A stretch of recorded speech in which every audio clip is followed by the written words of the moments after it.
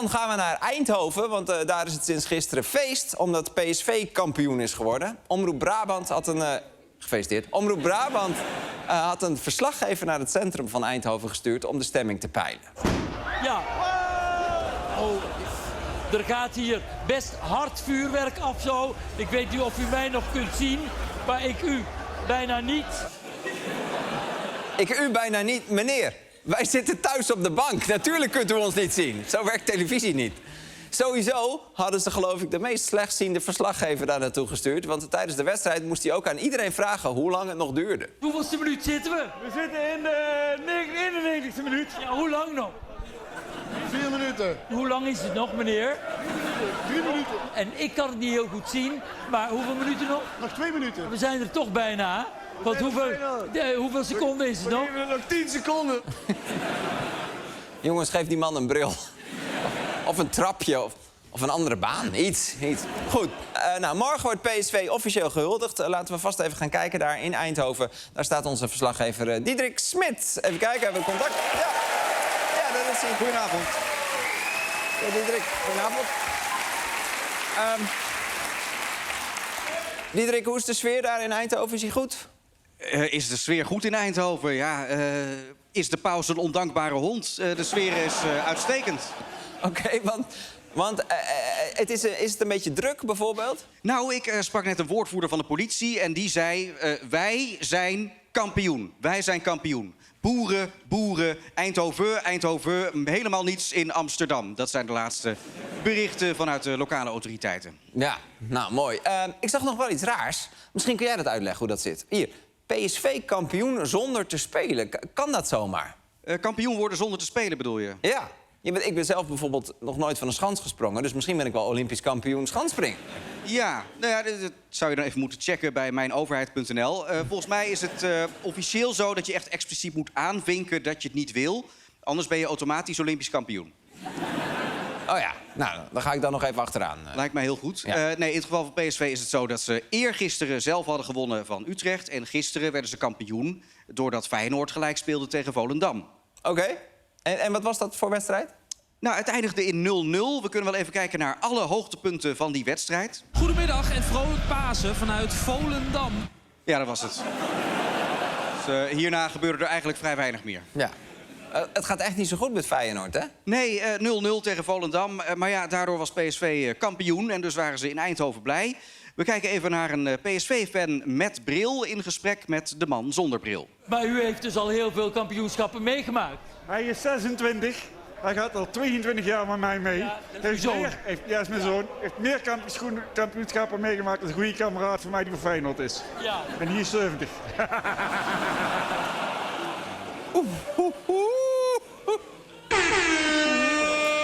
Dit is wel heel dodelijk. Zeker, ja. Deze opmerking zal in Rotterdam worden herdacht. Morgenmiddag om 2:30. En inmiddels is er ook een monument opgericht ter nagedachtenis aan deze dis die Rotterdam in het hart getroffen heeft. Ja. Nou, veel sterkte daar, Rotterdam. Bij PSV zijn ze dus wel blij. Wat is nou het opmerkelijkste aan dit kampioenschap? Nou, het is het vroegste kampioenschap ooit. Nooit eerder werd een club zo vroeg in het jaar landskampioen. En je merkt ook, het voelt gek. De kerstboom is pas 2 weken de deur uit. De inkt van de top 2000 is nog niet droog. Het eerste Kieviets-ei moet nog verwekt worden.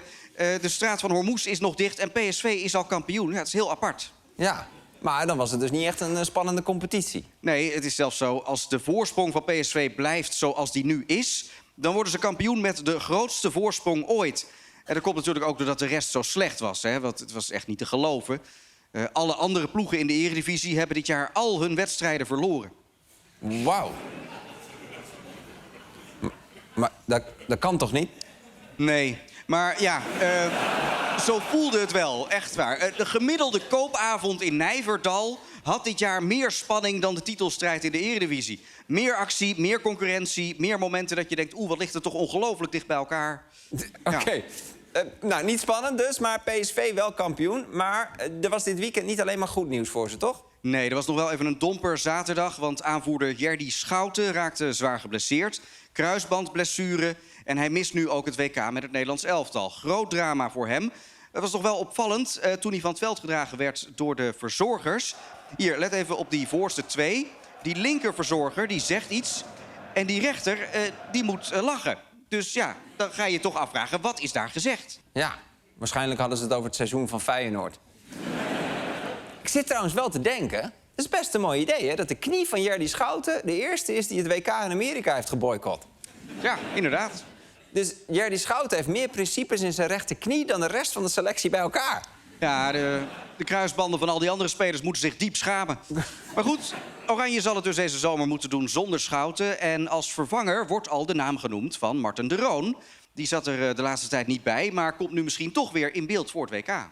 Oké, en hoe wordt daarop gereageerd in de voetbalwereld? Nou, we hebben al wel een reactie binnen van de zus van Marten de Roon. En die is er blij mee, dus dat is mooi. Of Oké. het ging over iets anders. Ja. Goed, morgen dus de huldiging van PSV. Wat kunnen we daarvan verwachten? Ja, dit hele seizoen was dus niet spannend. Ook niet voor de PSV-fans. Dus de huldiging van morgen is voor de mensen eigenlijk de laatste kans op nog een beetje spanning. Maar wordt het ook spannend dan? Nee, helemaal niet. Maar ja, ik vind dat de PSV-fans er wel echt recht op hebben om toch nog iets van spanning te ervaren dit jaar. Dus dan moet het maar op deze manier. Ja, PSV-kinderen, morgen is het zover, de huldiging. Maar gaan de spelers wel op tijd aankomen in de haven van Eindhoven? Guus Til heeft de kampioenschaal verstopt, maar hij weet niet meer op welke plek.